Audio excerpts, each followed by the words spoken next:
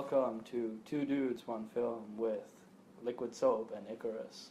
Hello, I'm Icarus. And I'm Liquid Soap. Alright, so we didn't have much news this week. Unfortunately.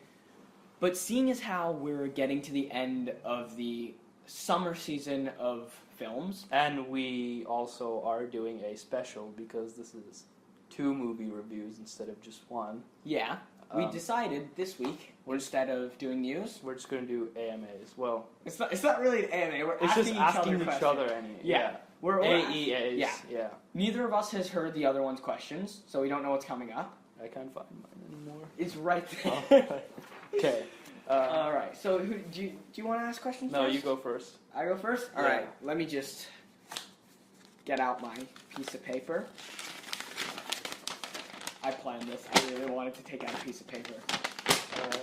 I wanted to do that. Man, this is going to be ear rape. Yeah. Alright. So, first question. What do you think was the best movie of the summer season, right? In terms of, like, if you were trying to take your personal enjoyment out of the picture. So you were viewing it as a film, as a piece of art. Damn, that's hard. Probably Baby Driver. Do you think so? Yeah. It was the one that we gave the highest rating to together. Yeah. Honestly, I'd say the same thing. Right?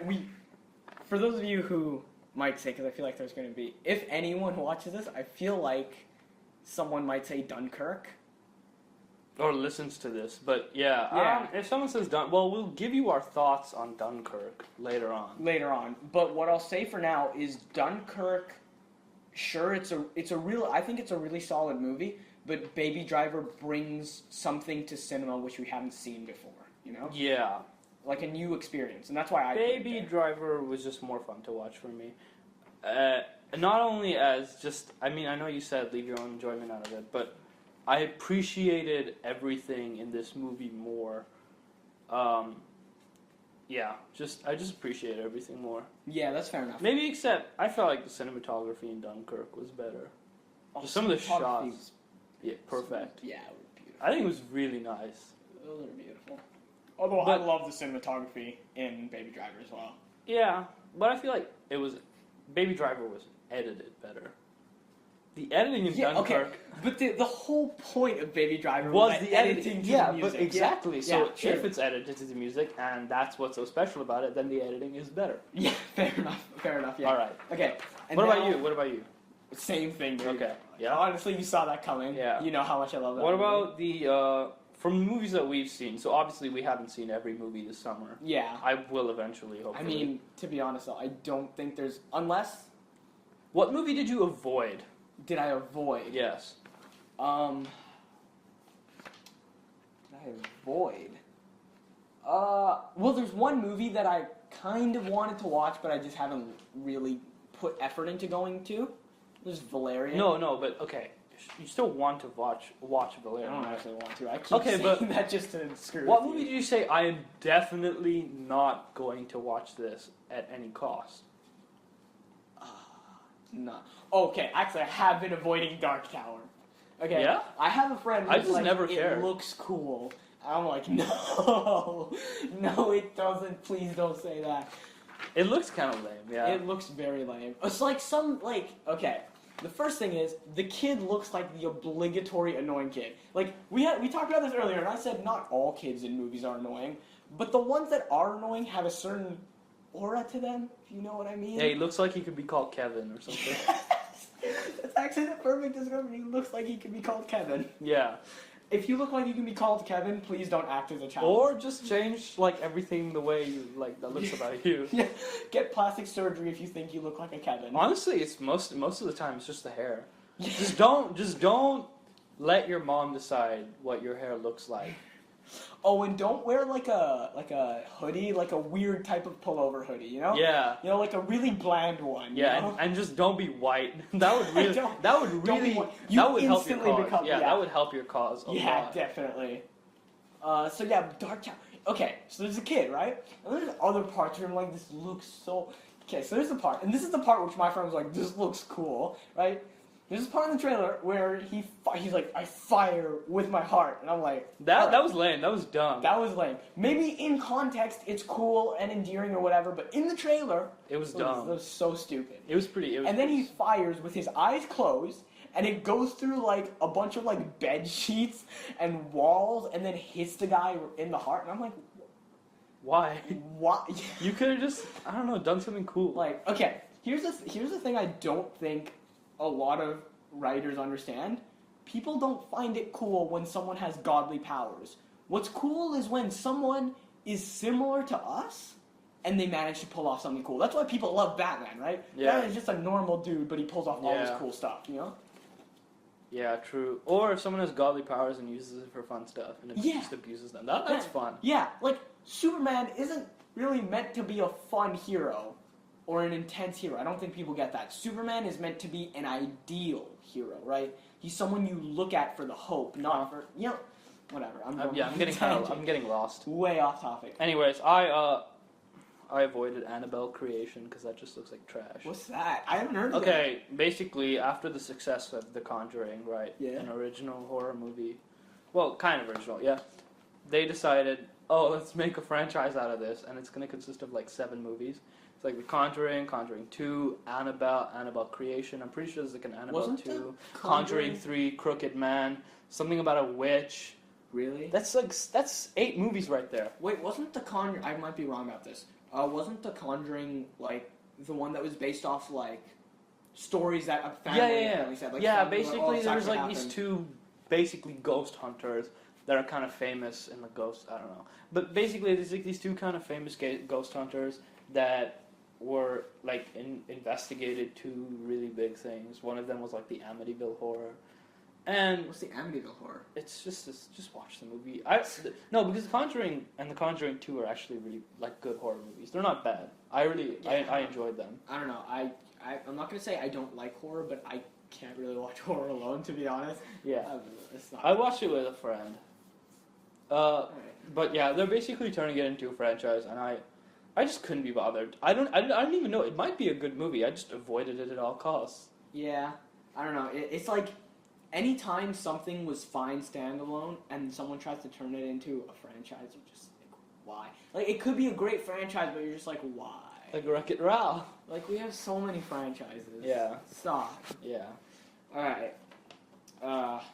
Oh, actually, I just want to put in, right, just because the obligatory Disney reboot of their live-action whatever, I just want to throw it in really quick because we have to do this every episode now.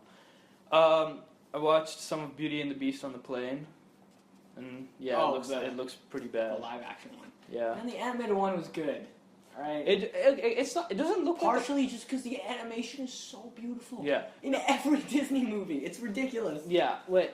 Okay, this movie was worse than The Jungle Book in terms of special effects because when she's in the castle, everything just looks so fake, and it doesn't look nice. It's not nice to look at. You can tell that it's a CGI environment. With The Jungle Book, it was still a little better because everything looked a lot more realistic because they were going off of real things. In this, everything is made out of gold and really fake-looking stones, and it doesn't work because she's a human, and it looks even more like a person surrounded with green walls.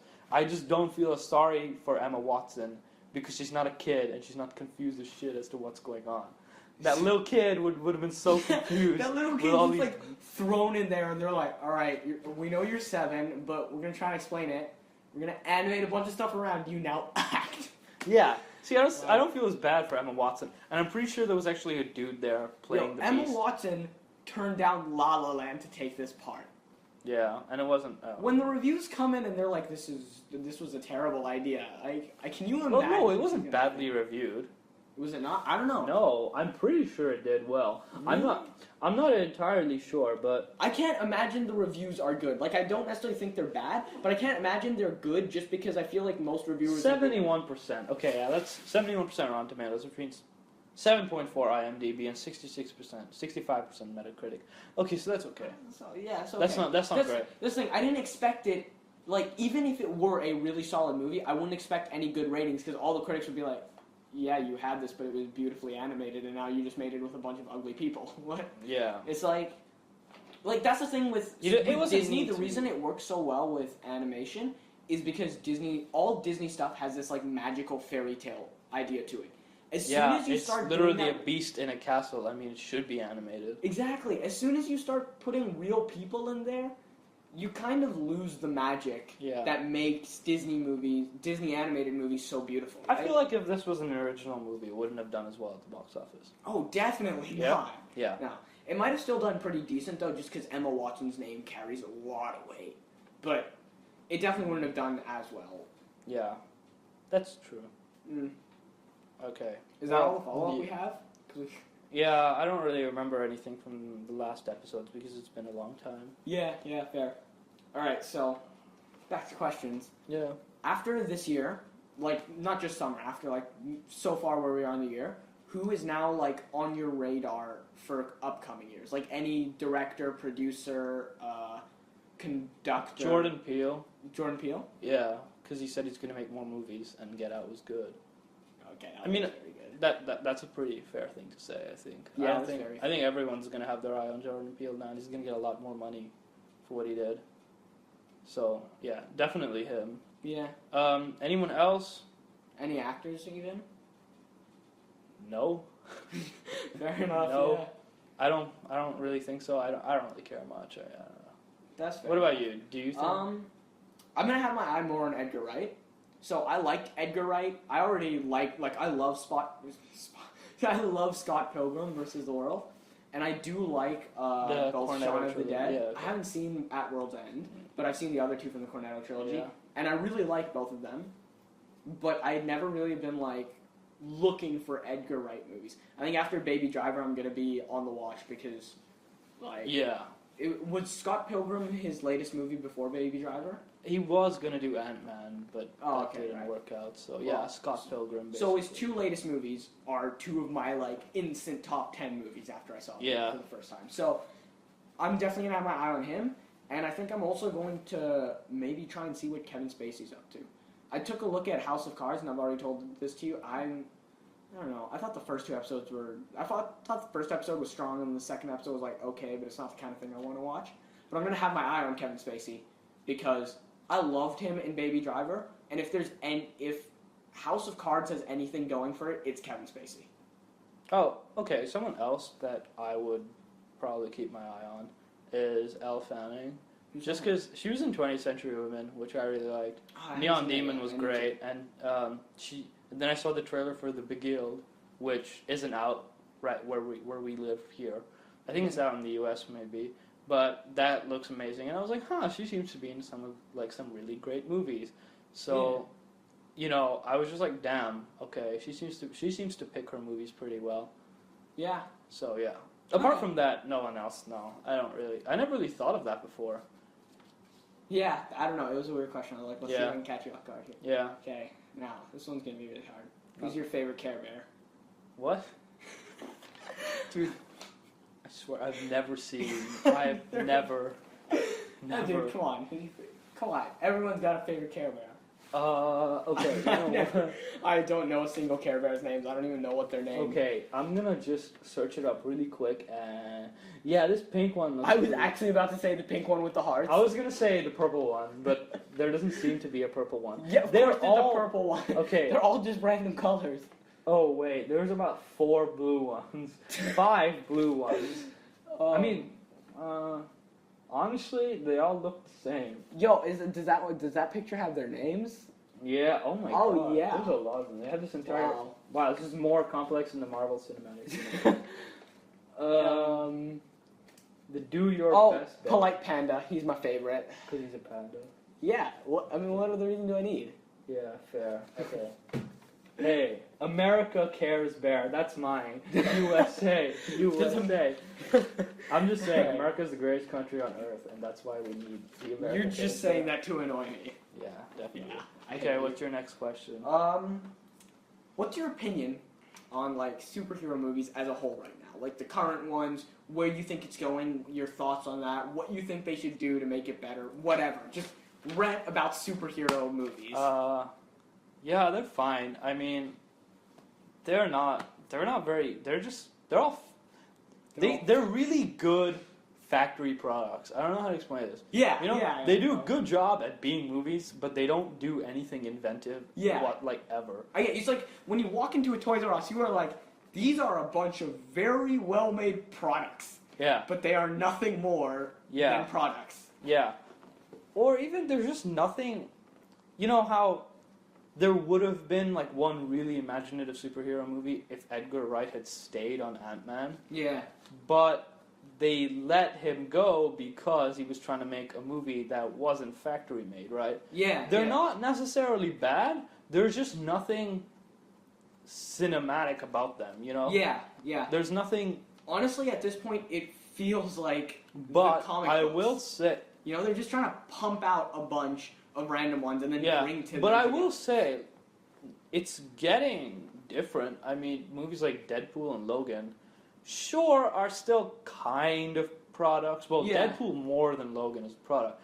But at least it was R-rated, and at least it was funny, and at least it was in a different step Yeah. to yeah. what everything before it. I think even things like, well, we haven't seen Thor Ragnarok, but looking at the trailer, Yeah. and then looking at Spider-Man: Homecoming and seeing It Guardians of the looks- Galaxy like the originals, even if it's not changing from being factory made, it looks like the factory's changing up the formula. Yeah. If you get what I mean? Yeah. Like they're at least evolving, you know? Oh yeah, definitely. Which is something I don't think you can say for all factory made genres. Because you do get, like, freaking, like, law TV shows or, like, crime TV shows. Oh yeah, crime TV Like, shows that are just sometimes you get good ones, but there's nothing evolving about the genre. yeah. You know? But I feel like movies like Logan Logan was a lot more emotionally involving than any other superhero movie I've seen so far. Yeah. And it was just a lot cooler. It was a Western, and Westerns are cool. And basically, every other movie before that was just the superhero genre. It wasn't anything. Yeah. Logan wasn't the superhero genre. It was a Western. It was a Western. Yeah, it took the superhero IP and But made it something was out of a it. Western. It wasn't Yeah. anything else. Yeah. It was because superhero movies isn't a genre, you know? Yeah, yeah. It's or at they're least it action- shouldn't be. It's become now. though. They're action adventure movies, Yeah. right? But every single one of them is an action adventure movie. Deadpool maybe is also a comedy. Yeah, Deadpool's also a comedy. But Logan was a step in a direction, and they made it a Western instead. Yeah. Now, I don't really see many genres a superhero movie can be. I mean, sci-fi, but, you know, they've already done that a lot. Yeah. Just be more creative, especially especially with your cinematography, right? Yeah, yeah. A lot of superhero movies is standard, and there's so much more that can be done creatively than just having a conversation be done in reverse shot, and Yeah. just other, you know, you don't have to just keep the camera still and just have two characters there. You could do it, you could have cool angles, and you can have the camera move creatively in different ways. Yeah. You know, have some longer takes, especially with your action sequences. One thing I didn't really like about Wonder Woman was that the action was just not very well done. I felt that basically it was just like fast and then slow, and then fast and then slow, and it was like really fast motion or really slow motion, and I didn't like it, and I just didn't feel like it was well done for I the most hate part. to admit that you're right, but I'm going to refuse to criticize Wonder Woman because it made me happy. Okay? But yeah, you and I say what just you feel want, I'm like- not going to criticize it. I just feel like not only should you make movies that just care more, even though Yeah. you should just make nicer movies. Yeah, yeah. No, and even appreciate the lower budget. Logan and Deadpool had lower budgets than a lot of other movies. yeah. Right, like it definitely had a budget that was lower than Avengers or Avengers Age of Ultron. And they were better movies, and I think that you should have lower budget movies that are more focused. Yeah, And- I agree. And this is where I get into the Snowflame thing, okay? Right, so for those of you that don't know, Snowflame is an anti-hero who is like, I don't even know when he was. I think he was a villain because his superpower is that he gets high off of cocaine, right? And he... I don't think he even exists in current DC continuity. Yeah, I don't think... Is he DC or... He's DC, He's right? DC, Yeah. he's DC, but he hasn't existed in years. Yeah, because the war on drugs. Before, sort of like, there was a lot of propaganda in comics before. I just feel that, you know. Yeah, no, that's 100% true. Yeah, And you'd always see like at the back of comics like Captain America being like, "Hey kids, don't do drugs," or some dumb shit like that. Yeah. There even used to be like they would do like special PSAs where they would give out free comic books to everyone, to like all the kids in schools, and it would specifically be a comic book where the heroes are fighting drugs. Or like anti-bullying or some shit like that. Yeah, I've seen a bunch of those. But basically, what was I saying? Oh yeah, Snowflame existed for that reason, to tell kids that cocaine was bad for you. Anyways, I think you have a lot of potential. Did he? Probably. No, that wasn't. No, we read. This was, dude. We read the Wikipedia page on this. I don't think that's why he was there. Well, no, he probably because he snorted cocaine and then got superpowers. Yeah, but he was a bad guy. It was basically to give people information that people that snort coke are bad. No, okay, well, if they wanted to do something where they were like, alright kids, snorting cocaine is bad, what they would have done is he has superpowers and he gets addicted to cocaine and he loses his powers because of it. I don't know, but he's not a villain though. No, but they already did that with, do you know who Speedy is, or Arsenal? No. Okay, well, he's basically the Green Arrow sidekick. Yeah. I'm not sure if this is in current DC continuity or not, but whatever. At some point in the DC universe, when they were, war on drugs and whatever, there was a storyline where basically he was, it was like a plot twist. It turns out that he's hooked on, what's it called? Weed, because weed kills you. Weed doesn't. Heroin. Oh, right. Heroin. He's completely hooked on heroin, and he loses everything. I think I don't remember exactly, but I think, the Green Arrow stops working with him or whatever.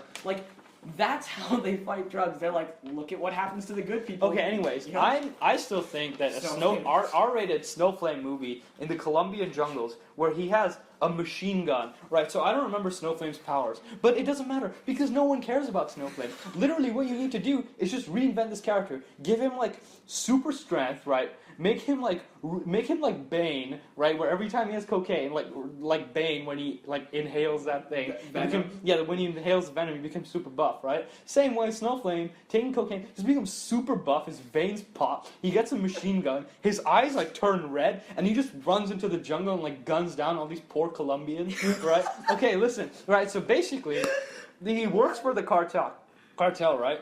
And then there's different, okay, this is my story, right? He works for the cartel, right? And then, I'm pretty sure that's part of his character. He definitely works for the cartel, right? And then there's the opposing cartel, obviously, right? Because this just has to be there. And then there's the police, okay? So this is what happens, okay? First, right, I think this could work as a series of movies or a TV show, right? I think this is a very dense plot, okay? So the first, whatever movie or episode or whatever, or maybe even act of this 15-hour movie is just him, right, fighting the other cartel, right? So it's he just has to build his way up to the final boss of the cartel and just destroy this dude. This could be season 1 of the show, right? And this could be, I'm not even kidding, this could be a perfect homage to just action and the love of action, right? And how they just masterfully craft these gunfights in the jungle and these destroyed houses in the Colombian jungle, and there's martial arts and amazing action, and there's katanas and bullets flying everywhere, and this guy rips another guy's head off. It's gonna be super bloody, right? A lot of swearing and just really, really violent in every way. What they should do is use blood the way Tarantino uses blood. Okay, they just need to pour it all over the place.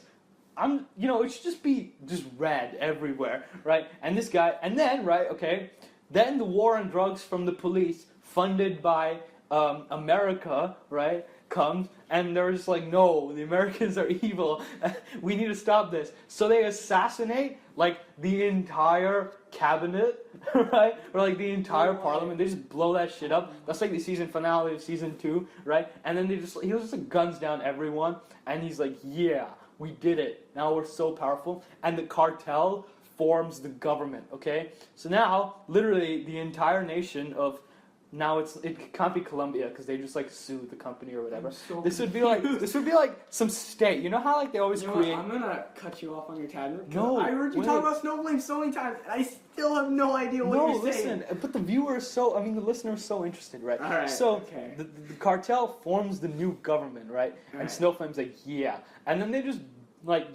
screw over Snowflame with like, lol, we don't need you anymore, get out of here. We have our secret police, right? And then the secret police try to assassinate Snowflake, but they fail, and Snowflake goes into a coma and like is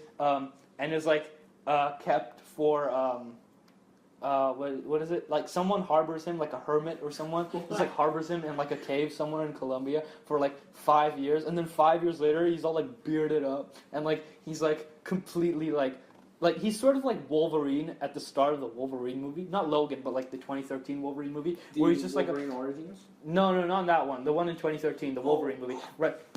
Okay, so that one, right? So he's just like, and then someone comes to him and they're like, Snowflame, we need your help to take down the government, right? And then Snowflame and like this other whatever, they can be literally anyone. It could be like a cameo from James Franco, maybe. That would be pretty cool. And like basically Snowflame and James Franco like try to take down the government, but then James Franco dies. But like Snowflame was like, you know, really emotionally attached to him, so like he just destroys the government and then like sets up a communist country. And the end. You don't need more after that. What do you mean you don't need more after that? You didn't need more. What the hell did you just? Okay. I'm gonna remind you that rant was a opinion on what superhero movies as a whole are right now, and somehow it turned into a series. But really, you could make low budget, amazingly well made action. Is what my point is. You should appreciate things more. Yeah. The whole point of that rant, the love of art, is you can do things different, right? Yeah. Like here's an idea. Why is Batman, aka the greatest detective on Earth? That's like one of his titles. Yeah. Why have we not had like a detective movie from him? Well, that's what they're asking. That's what they're planning for the Batman in 2018. That would be good. Like it a could film be noir. Noir. That's exactly what Matt okay. Reeves said. Where like it could be sort of a film noir. Yeah. Yeah. You know. And if it was, a Batman movie in black and white would be awesome. That would be sick. Right. And now you should really sparingly Batman movie in black and white, but Tarantino blood. So you have like spurs of red, dude. I think that would look beautiful. Yeah, okay, maybe not Tarantino, but like really stylistic blood. So sort of like Sin City. I haven't seen Sin City, but from what I understand, yes. Yeah. Okay. Right. Sin City uses green screens really creatively. Like you can tell that it's a green screen. Yeah. But the whole point is that it is like you're supposed to know that it's a green screen. Yeah. And it's highly stylized, and it's in black and white, and the only color you see in it is red. Yes. Yeah. Okay, that's cool. That's what I think. Like the thing we're saying, right, is just because it's an action adventure, you can actually do a lot more than what you're doing currently. What you're doing right now. Yes, definitely. I Easily. think so. You know, like I feel like for Spider-Man, for instance, like we said, Homecoming was good, but with a character like Spider-Man, you could do a movie that's very stylistically similar to something like Scott Pilgrim, and it would work fine for the character, you know? Yeah. You can pick random different genres and styles, as long as it matches with the superhero, you'll be fine. Yeah. And save the really vanilla action-adventure for the big budget. The big budget. The things like your Avengers, your Justice Leagues, right? Yeah. Where you can't really stylize it too much because it doesn't work with the other characters. Yeah. You know? But because you have this collection of characters, it still ends up as being something good. And then when it comes, and really, it doesn't feel my like thing you've for seen it a million Snowflame, times. my thing for Snowflame was they did Guardians of the Galaxy, and no one knew who they were. Yeah, that's Like, there was this huge thing, like no one knew who the Guardians of the Galaxy were, and it was a huge risk by Marvel that ended up being highly profitable and was really cool. And now that's actually changing the status quo for how Marvel movies are being done. Yeah. And in a good, or it's not necessarily in a good or bad way. The fact is, it's changing. I think that Thor 3 is a direct sort of effect of Guardians. Yeah, it definitely looks like because that. you can. I would say Homecoming, sort of, but that's just Spider-Man's character, so not Yeah, necessarily. I would say it's more of a response to the fact that Spider-Man, The Amazing Spider-Man 2 didn't do too well, and they had to change it up a bit. Okay. Actually, yeah, it kind of takes on the criticism that Amazing Spider-Man 2 got, and just like specifically tackles those issues really Yeah. well. So I could definitely see that being a response to that. But yeah, Thor Ragnarok, when you look at the trailer, with the color palette, the soundtrack, everything about it, And they changed looks it completely, so you know there was definitely someone said, okay, wait, why don't we just abandon what we've done with Thor so far and wait, let's see what was good. Oh yeah, Guardians of the Galaxy. Let's try to do something like that, but not copy it. Yeah. And they did, and you know, it was really cool. Well, we'll see if it's really Oh well, it looks really cool. It looks really cool. Yeah, It so does look really cool. Alright, cool. Yeah, I'd say I have pretty much the same thoughts about you on that. Okay, best soundtrack so far of 2017. Oh, I don't really know much. Really? I mean, I guess Baby Driver.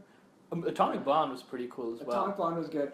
I'm honestly tempted to put Dunkirk up there because there was this one thing in It was Dunkirk. a score though, not Okay, score, whatever. best use of music in a film. Fair. Not even music, like audio. Yeah, okay. Right? Because like Dunkirk had this thing With the where- ticking and Yeah. all that. Oh yeah, and then Really Vox did a video about the sound effect used in Dunkirk to make it seem really weird. I don't know, I didn't watch the video, but I probably will after this, and you should too, just to find out what it is. Yeah. It's Dunkirk was done really well, although I think I'll talk about this more when we actually talk about Atomic Blonde, but I think Atomic Blonde was probably my pick. I have no idea. So. Or Get Out, just because Redbone. Because Yeah. who doesn't love Redbone? Also, that other song in I think it was Swahili was really nice. Oh, that was really cool. It was like dun dun dun dun. dun right at oh, the yeah. intro, wasn't it? Yeah. Yeah. Okay. So there's sort of two parts to this. Top 5 movies of 2017 that you would recommend to people who you have no idea anything about their taste, and like give a reason for each one in its placement, and then top 5 movies of 2017 in terms of your personal enjoyment, not even in terms of what was good, in terms of how much you enjoyed it. Damn. Okay. For just anything. Okay, how about we go your recommendations, and I'll go my recommendations, then your enjoyment, my enjoyment. Okay, how about I just list a movie? I'll just keep listing movies until I run out, and then you just start, and then I'll think. Okay. Okay. Okay.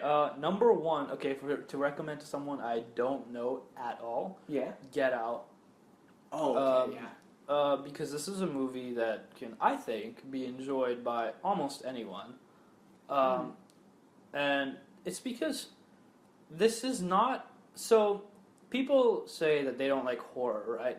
And this isn't not horror. straight up horror. Yeah, it's really scary and it's very tense, but it's not horror. Yeah. So anyone that is afraid of horror won't say no to this because it's a thriller. Horror. It's more of a thriller, Yeah. right? Now, the other thing about this movie is that it's just really well made, right? Yeah. I don't think there's nothing plot-wise. There's nothing bad about it, you know? Yeah. If there's anything dumb done in it, and this is a movie that people can enjoy looking for the deeper meaning or like the symbolism in, But they don't have to either. but they don't have to. Yeah. Yeah. Films like The Holy Mountain. Well, actually, The Holy Mountain again, right?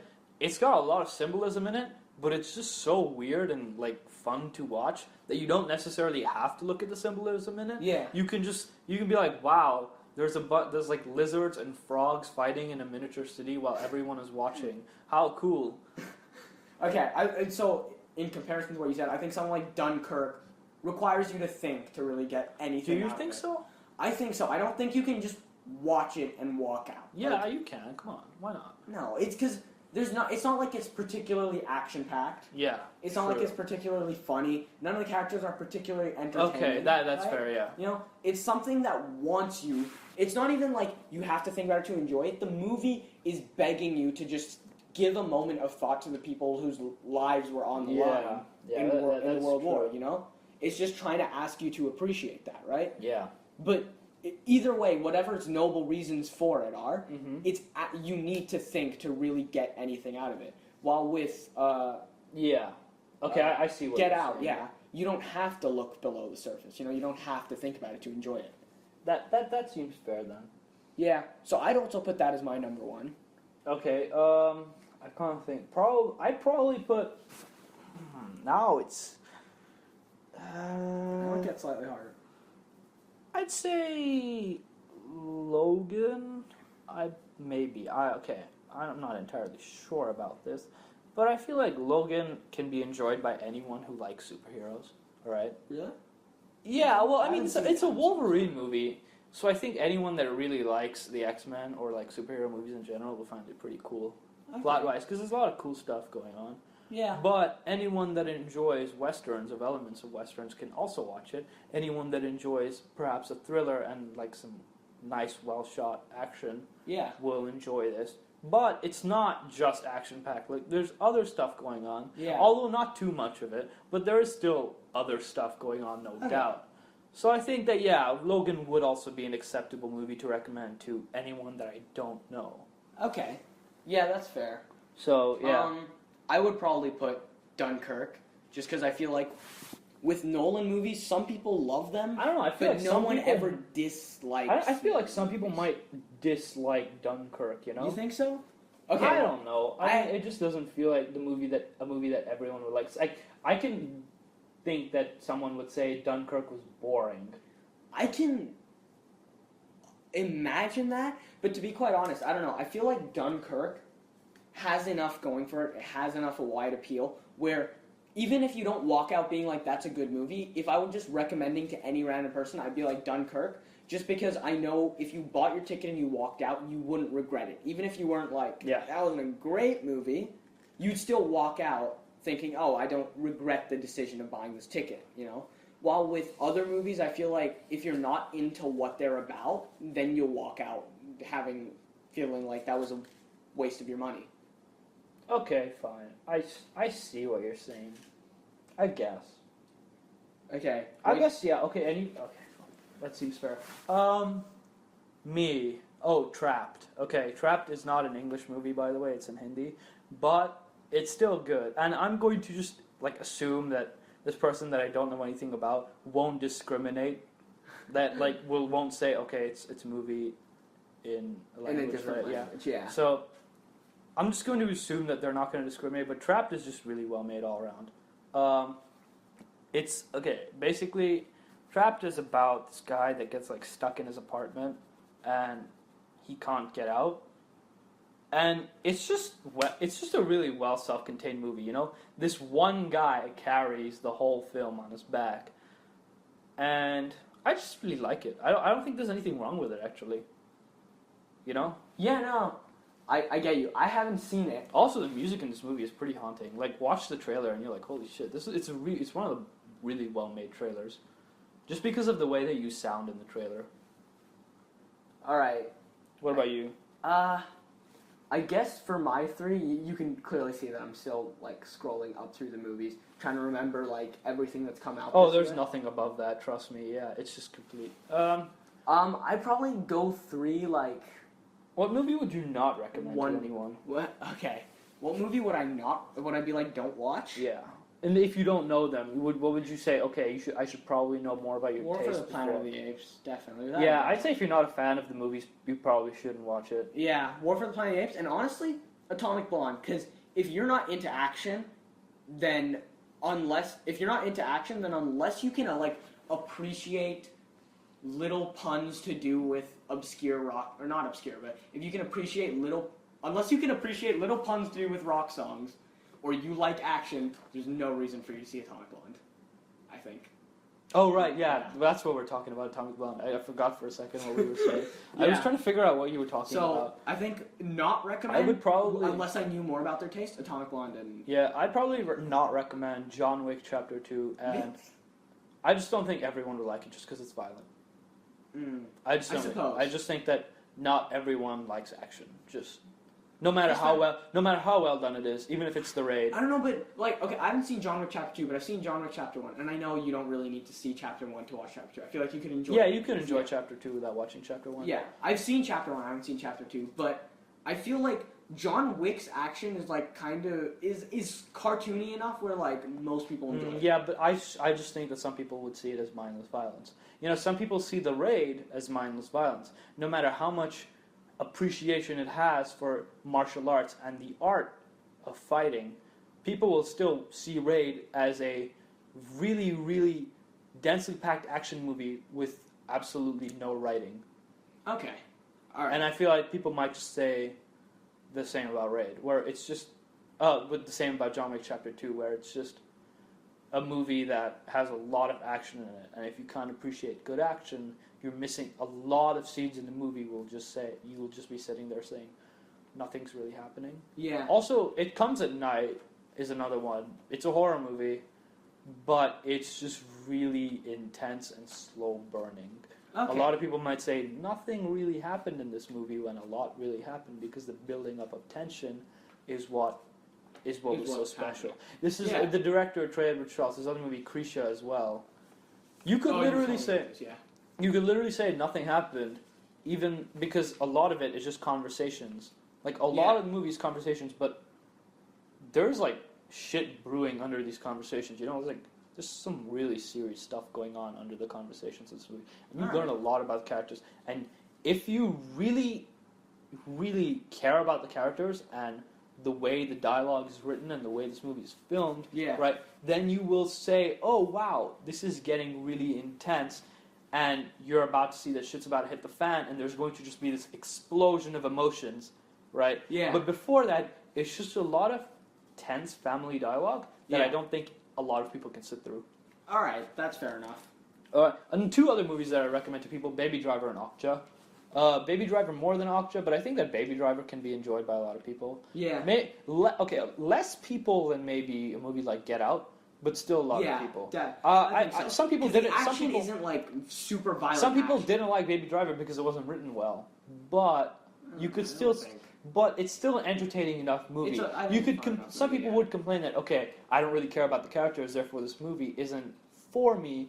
But for a lot of people, I'd say, it's just a really fun movie to watch. That's true. Talking about general audiences, you could say, a lot happens in this movie, and there's never slow moment for people to enjoy. It's the same with Okja. I think that Okja, right, is also very dense, right? But not only that, but they build upon the relationship of this like really oversized pig and this girl, and you haven't given a summary of this movie. 90% of people. Okay, so there's this. As hell. Well, it's on Netflix, and it was pretty big actually. Was it? Yeah. All right. I haven't seen it yet. I want to though. But basically, it's about this corporation that lends out 10 pigs to 10 farmers around the world, and these 10 pigs, they like do these. They give them for 10 years, right? And then after the 10 years, they do tests on all the pigs to see which farmer raised them the best, right? It's just sort of a marketing campaign for these pigs while they slowly develop the genetic engineering to make more... Because these pigs are genetically engineered, right? Okay. But they don't want to present them to the world as GMOs because everyone would not eat them then, right? Because there's this huge fear of genetically modified organisms. So they just sort of have this as a marketing campaign where these pigs are raised naturally while on the side they're perfecting their genetic modification techniques. Okay. And then at the end of the 10 years, they take the pig back, right? As the first pig to be slaughtered for consumption or whatever. Okay. Okay? Or it's just going to be slaughtered after that, okay?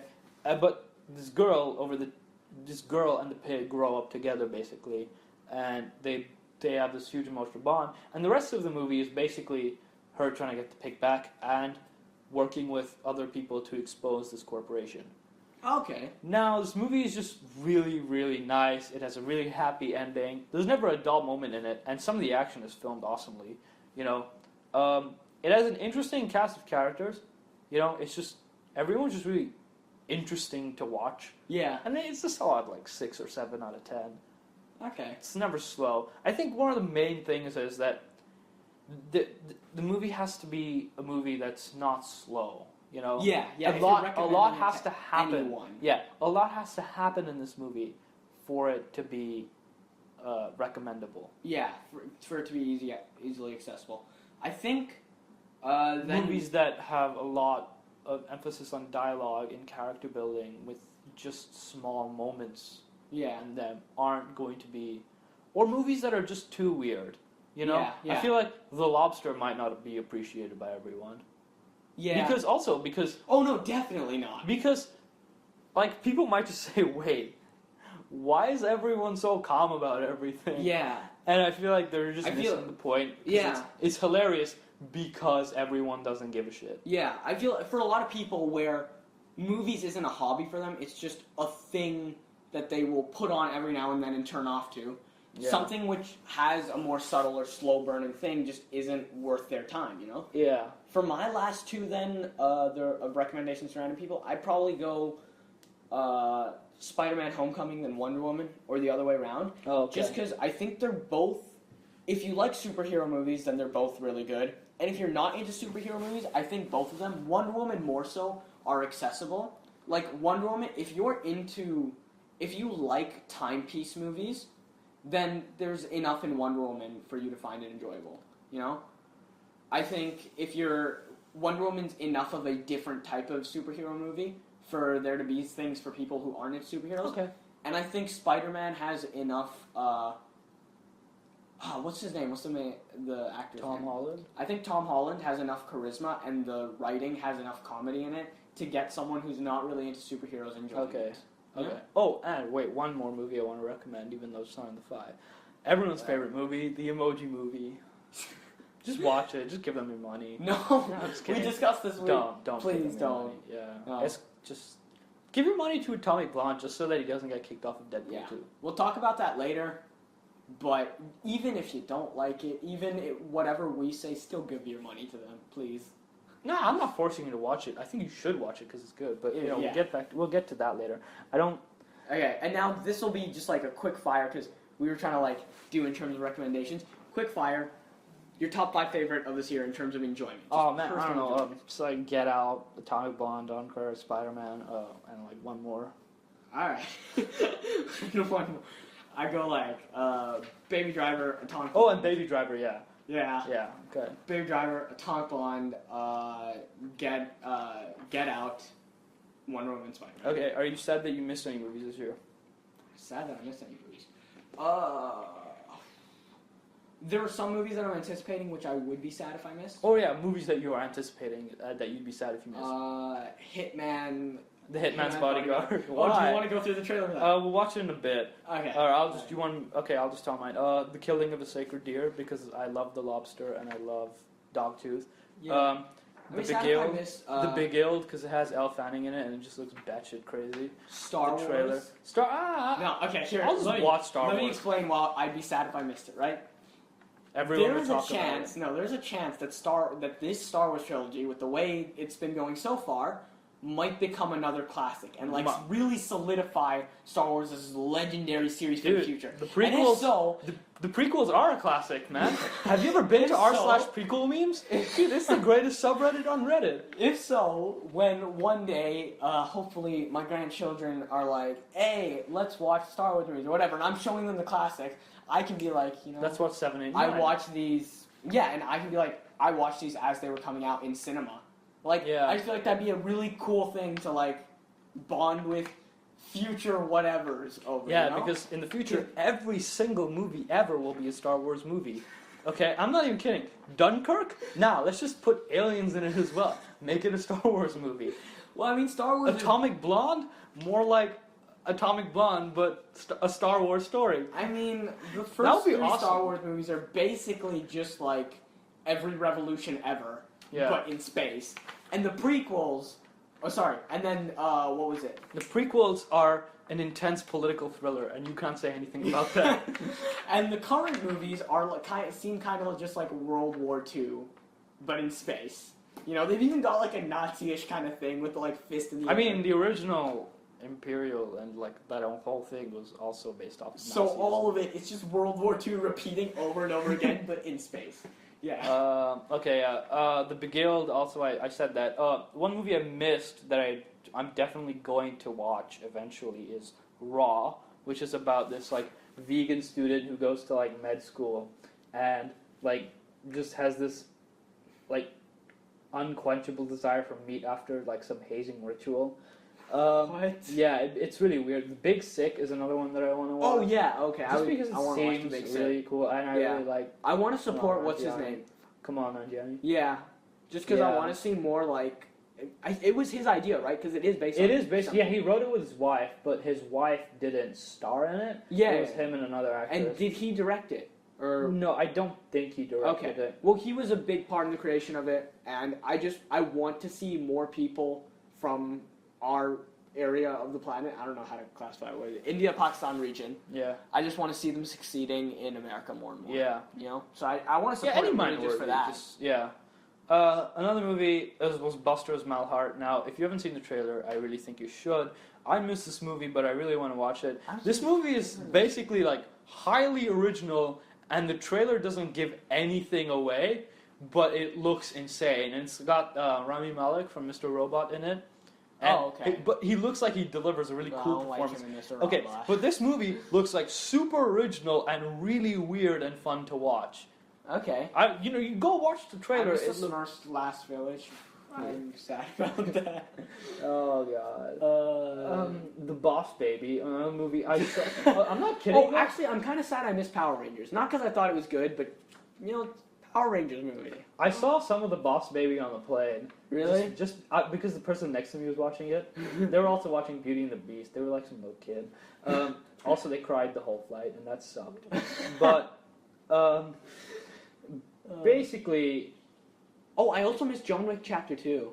Oh, you did? Oh, yeah. You should just watch it, just because it's good. Yeah, I'm sad about a lot of things. Why? Oh, right, I was studying. That's why I missed these. I want to watch The Red Turtle, which was a Studio Ghibli movie. I'm very sad I missed Just because there's no dialogue in this movie, and I'm really interested to see. I haven't seen much Studio Ghibli, but I love them. Yeah.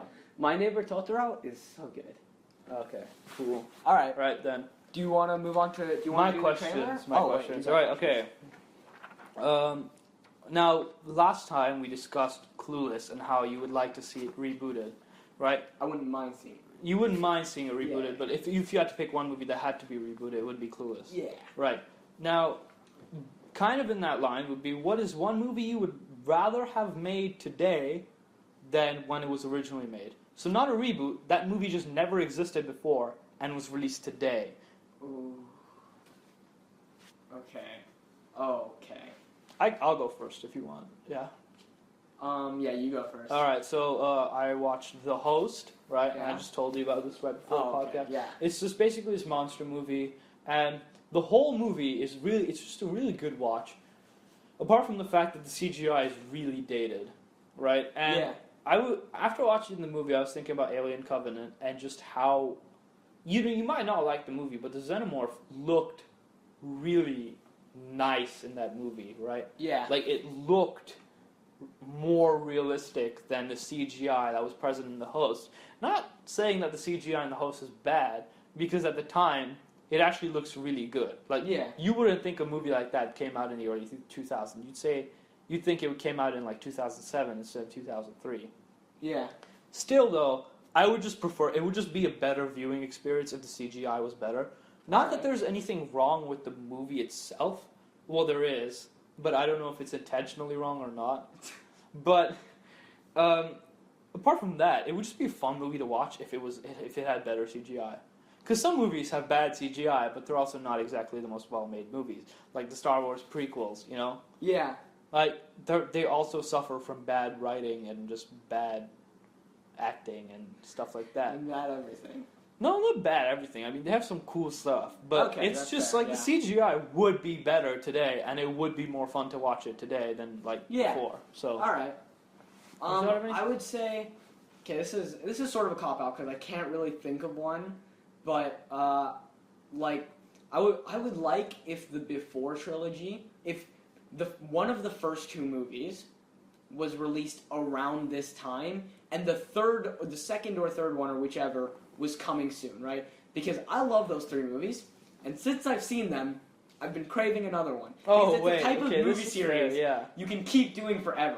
But I'm right now really craving one. I really want one to come out. But between each movie, there's been like a 9-year delay. Yeah. So I would like if one of the first two had come out around this time, so that the next, like maybe a few years earlier than this year, so then I had like 1 or 2 years to wait before I get to see the second or third. I get you, yeah. I just really want to don't want to be in this position. Before Midnight was made in 2013, it's 2017 now. Yeah. If, by any chance, that another movie is made, which is not extremely likely, it could and probably not. But it'll be 5 more years before it comes out. Here's also the thing. Linklater may die before this movie even comes out. I'm gonna change that. I wish the second one came out a few years before now, so the third one was about to come, right? This is this, right? If it was the first one, I wouldn't know if there was another one, right? Yeah. With the first one, it could have been a standalone movie, but it wasn't. And But the that's fine. sequel wasn't bad. The sequel was great. But right? I think this should be left as a trilogy, just as I think The Planet of the Apes should be left as a trilogy. Okay, wait, I'm gonna go into that in a second. But the second movie was, you knew there was gonna be a third one after the 2nd one. Just with the way it ended, you knew there was gonna be a third one, even though it still came 9 years later, right? Yeah. So but right now, after the third one, it's the type of series that actually can go on until the actors die. I don't want it to. I do. What? Okay, but what if it's bad? Okay. But what if it's good? Yeah, no, that's the thing, right? I'm betting on it being good because the first 3 were amazing. the first 3 were so good. Yeah. And the thing is, the characters, with the whole 9-year skip, it's literally in universe 9 years later. Yeah. You're seeing, it's not like you're watching and the two characters. actors would be willing to come back. Yeah, Like, it's not like you're watching characters. It's like you're living peeking back into their lives you're after living not with their seeing them. character. That's really So, that's really cool. Basically, after the third one, I really wanted to go on for until the actors die, until both of them die. Yeah. Because then after one of them dies, I want to see how one of them deals with the death of the other one. Yeah. You know? But whatever. I wish the second one had come out, so I knew there was another one on the way. So that I wasn't just sitting in this this limbo zone where I'm like, I really want another one, but I don't know if I should anticipate it or not, you know? Okay, cool. And the only other question I wrote down, what movie do you want to be made? Just in general, this can be literally anything. Like my Snowflame movie or TV show. Is that what you're going to say? Yeah, I was going to say Snowflame, basically. Oh. Okay, Oh, I would just want another movie like The Revenant because I really like The Revenant. I don't know, I'm just obsessed with the idea of a Western now. So I have like 3 things, but they're kind of quick. So one is like, I really want like a good, solid musical about like a garage rock band, either from the 60s, 90s, or early 2000s, when garage rock was like a big thing. What about the Fidel Castro punk rock musical? I was actually about to say that. That was my next one. I would also like. I'm kind of tempted whether to say this exists or not. I want this to exist or not because I want to write it. Right? Okay. I want to one day have a writing career and I want to write this. A punk rock musical about the life of Fidel Castro. Yeah. Okay, I'm going to explain this because people won't get it, right? Fidel Castro, for those of you who don't know, was the leader of Cuba.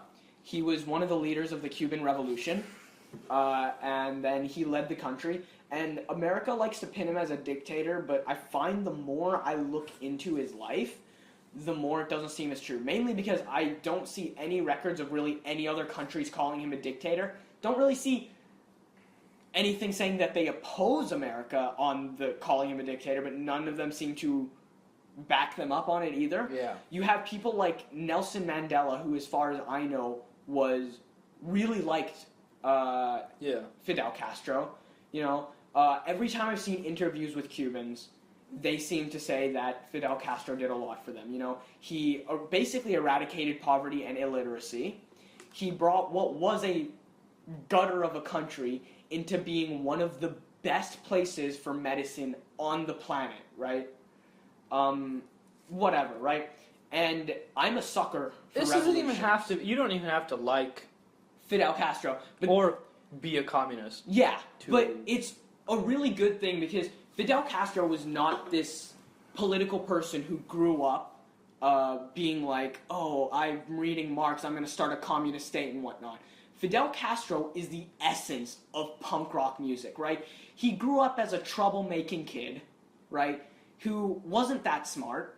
He was into sports. He wasn't that smart, but he just made a lot of trouble, right? But he was good at heart, and a lot of people said he wasn't. A lot of his, like, you have people from his past saying he wasn't smart, but he was a good kid at heart, right? And as he grew into a teenager, he still didn't have strong. He didn't have a political side. He was not a communist until far later in his life, right? All he was against is imperialist America. And that is the basis of punk rock, being against the government of America, right? And he was just sick of America screwing with his country, right? And then he went on to lead a revolution. Punk rock is literally about inspiring the revolution. Punk rock is the music of the revolution, you know? This man, if Alexander Hamilton is rap music in a human, then Fidel Castro is punk rock in a human. and it would be so beautiful to just see like 7-year-old him doing like some Clash style like like some Green Day's basket style thing like no one loves me but I'm here to like stay. Yeah. And then like when he's a teenager, some like London Calling type stuff, but for Cuba. That would be cool. All right. So cool. I want to write it. That was all my questions. I have. Yeah. Wait, I had one left that I. Oh yeah. This one's a lot shorter. Have you seen the animated movie Under the Red Hood? Yeah. Which was based on the comic. Yeah. I want that in live action. Oh yeah. Yeah, and I want it to be, but I don't want it to be directed by someone like Edgar Wright, even though I love his stuff. I want it to be directed by someone who'd really get it right, like Nolan. You know, I'd want Nolan to like make an Under the Red Hood live action. Either Nolan. So I either want Nolan to go for like a super psychological angle, or Tarantino, who would go for like just a super fun angle. You know, I want one of the extremes because with Red Hood, you gotta go extreme, right? That's how I. Sorry, not Tarantino. What's the guy who directed John Wick? What's his name? David something. David Finch, right? No, that's not. Well, let's just search it up really quick. All right. I can't believe I don't know.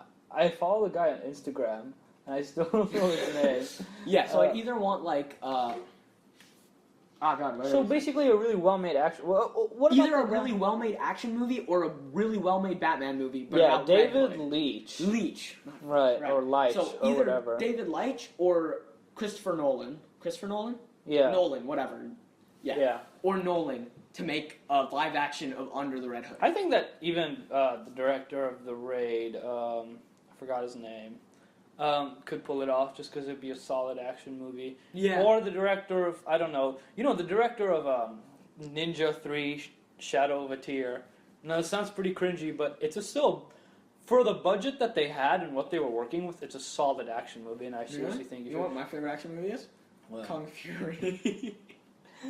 Oh my god. Wait, okay, I don't remember much because we watched you it know at what? 2 a.m. You know what you could do? The director of Kung Fury making the Snowflake movie. Oh, that would be amazing.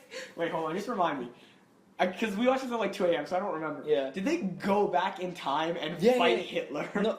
Yeah. Or was it like an alternate? It was weird. No, I don't know what the hell was going on, but I'll tell you this: greatest viewing experience of my life. I've never been high, so I don't know what it feels like. But it probably feels like watching that movie, honestly. Yeah. No, someone who's been high, get back to us. Tell us. It's so much. It's just such a fun movie to watch. I wasn't even having fun. I was just like mesmerized by what was going on. Especially because like the shots and the colors are weird. You know, it's got like this weird effect on it. It's the Outrun vibe. I felt like I was tripping. I was like, what? Yeah. Kung Fury.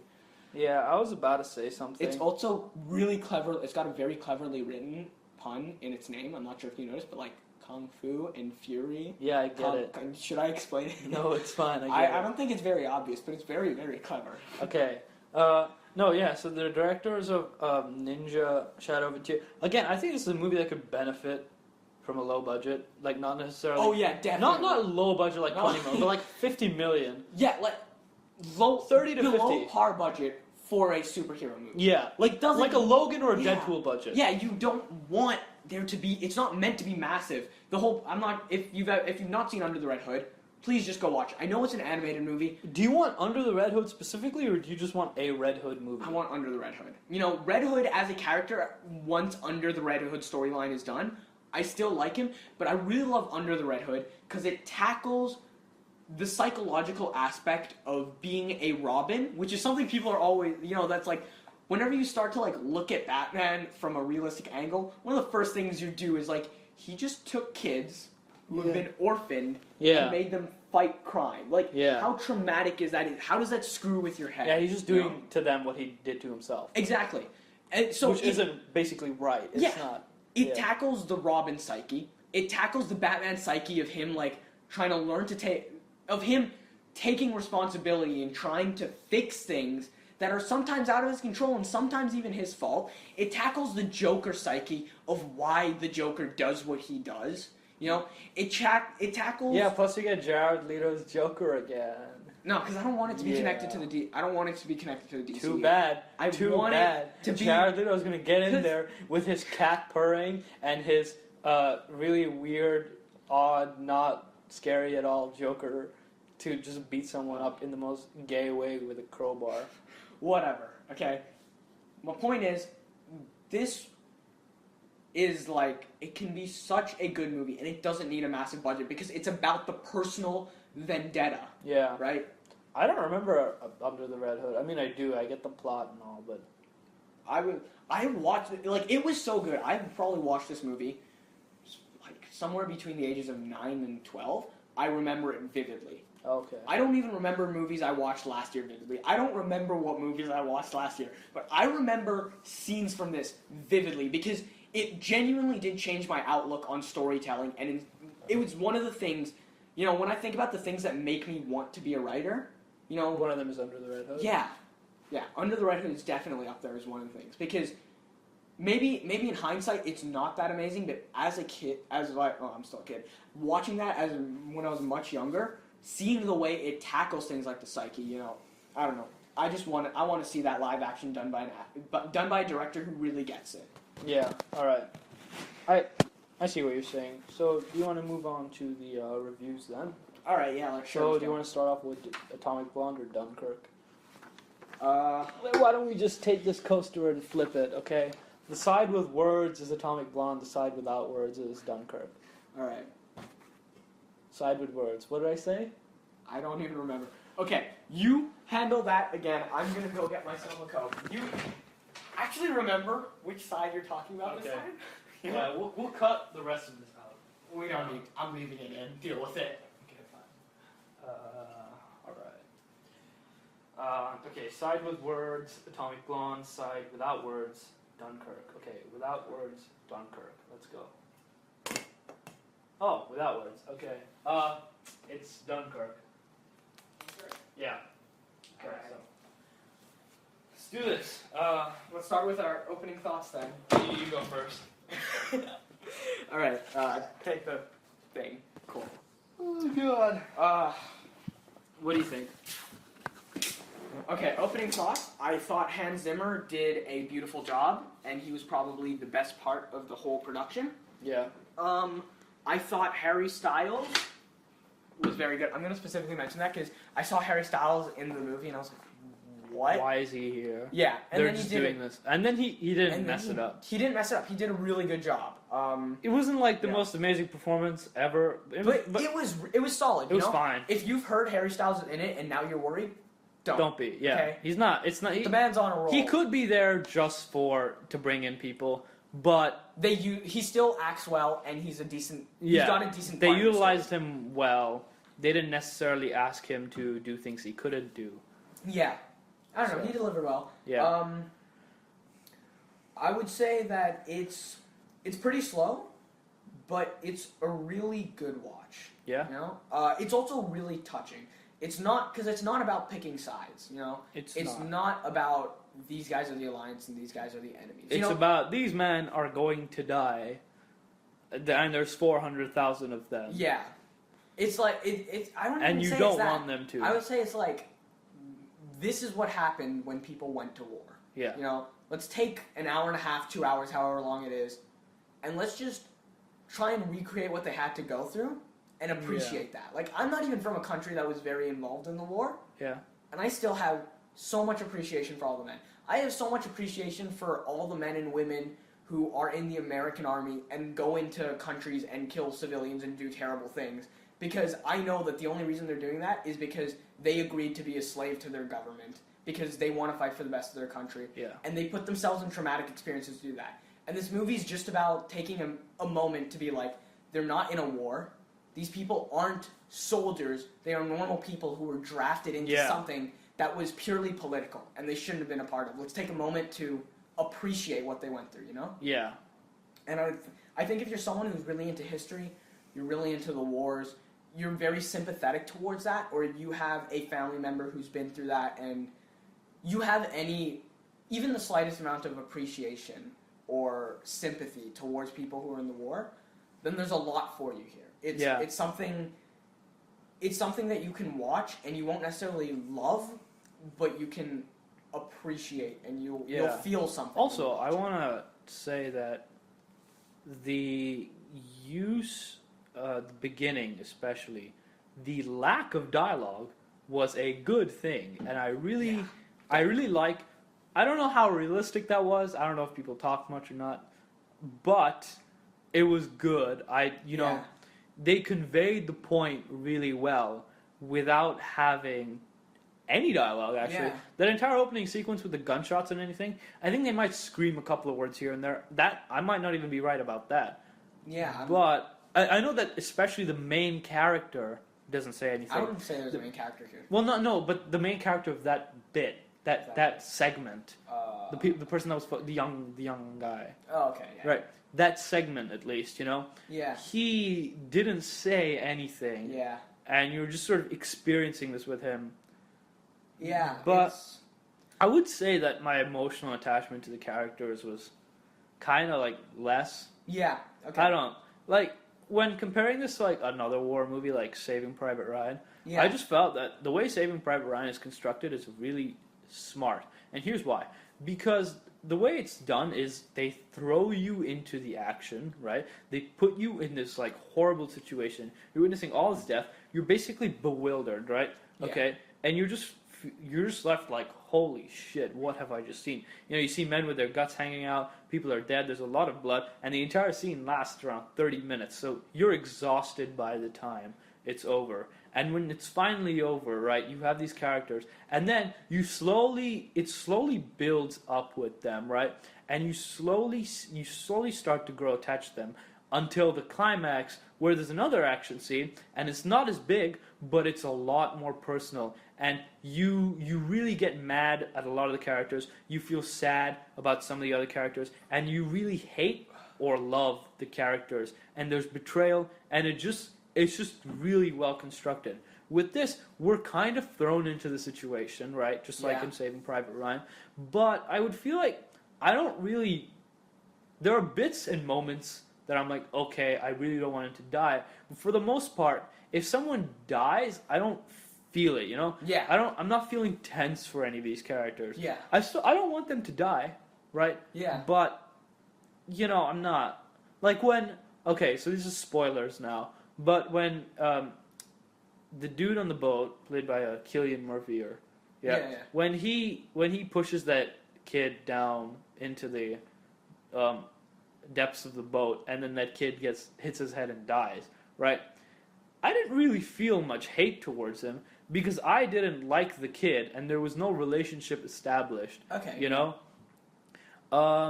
I just didn't see it that way. Yeah. The one bit where I did say, oh wow, okay, I really felt something, was nearer to the end of the movie where things like where the French guy, where you're getting really tense and it just builds up, and then he just says, I'm French, I'm not German, and you're like, oh shit, they were just about to kill someone because he was too scared to answer them because he's French and not German. That was one of the bits that I thought was really well done. Yeah. But it's not enough to replace the other moments where there's sometimes a lack of emotional attachment to these characters. Okay. You know what?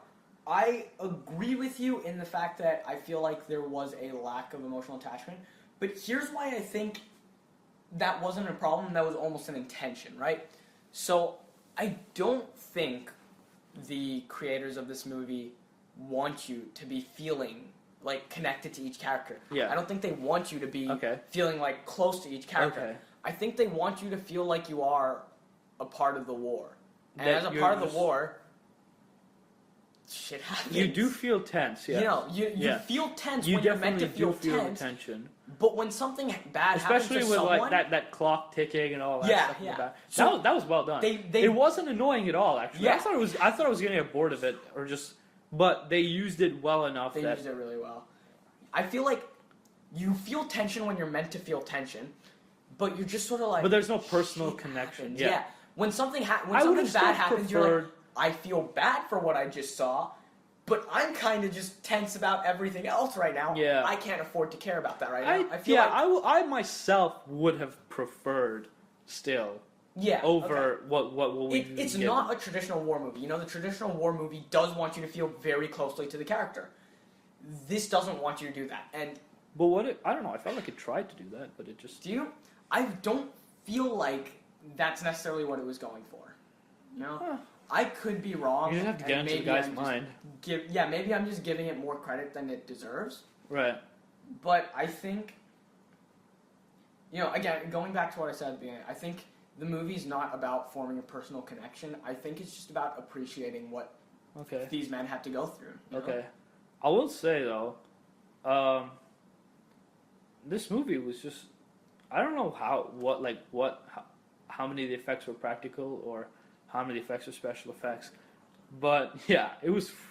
Whatever they did If you was want done to watch this amazingly. and you have the ability to watch it in IMAX, do. Yeah. Because the way Not the sound only and the the visuals work the sound design was is insane. phenomenal. The music, I The felt score sometimes is good. maybe the music kind of didn't. The music kind of felt like it was louder than the sound itself at times. I don't know, but I don't know, I have it's problem with really music. some. It's really something that some people would say is good, some people would say Yeah. is bad. I It's myself would say that the music is not part of the background and is part of the experience as a whole. Yeah. Especially with a very experienced composer like Hans Zimmer, I think that he knows exactly what he's doing. Yeah.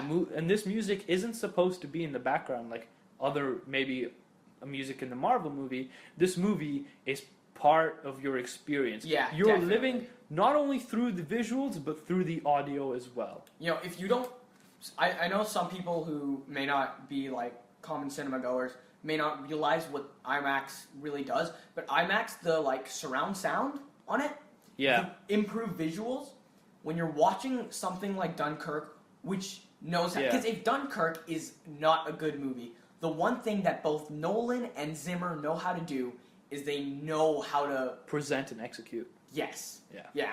If the writing's not good, if whatever's not good, these two know how to present and execute, and IMAX is so good for movies which can do that. Yeah, you know? Nolan especially has been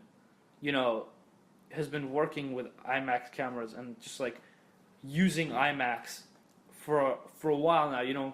The Dark Knight was made when the only 4 IMAX cameras in the world existed, or so I think. You could go and check yourself. I'm not going to do it right now.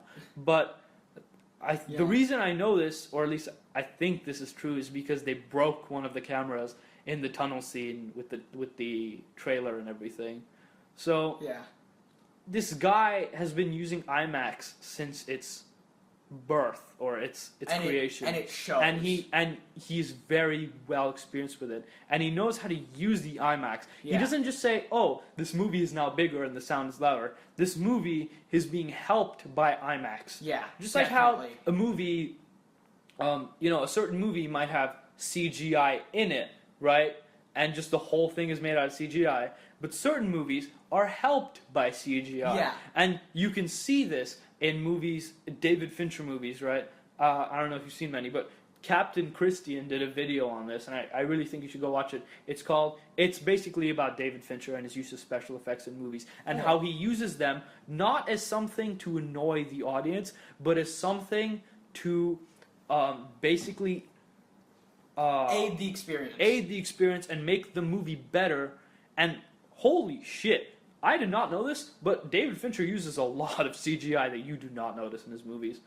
Damn. Like The Social Network has more special effects than Godzilla, a movie about a monster in a city. What? Yes. So it's insane to think that a movie with just people and nothing else has more special effects than a movie about a monster destroying an entire city. Damn. Okay. So yeah, Yeah. he really uses IMAX well. Is the point? Yeah. And Hans Zimmer as well, or whoever was in charge of sound design as a whole, because the sound design with that like surround sound, like the really high quality surround sound that you get in IMAX Man, those cinemas. explosions were loud.